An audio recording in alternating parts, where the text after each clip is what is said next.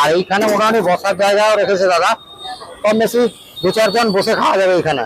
অল্প অল্প লোক বসে খায় আর সবাই দাঁড়িয়ে খায়। জায়গা কম, কিছু করার নেই, ম্যানেজ করে নিতে হবে। কম জায়গাতে ম্যানেজ করে নিতে হবে, করলে যা হয় অবস্থা। একদম। আর আমরা তো গরিব, আমাদের তো বড় বড় জায়গা নেই। না না, সেটা ঠিক আছে, তো গরিব বড় লোক নিয়ে কথা নয়, খাবারের টেস্ট করতে পারলে সে ছোট দোকান হোক আর বড় দোকান হোক।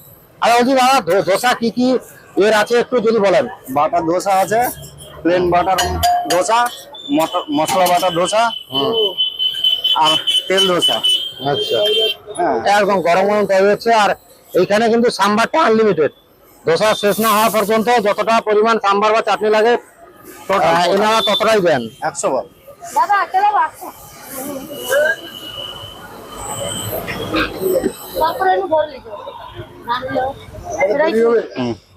দিচ্ছি।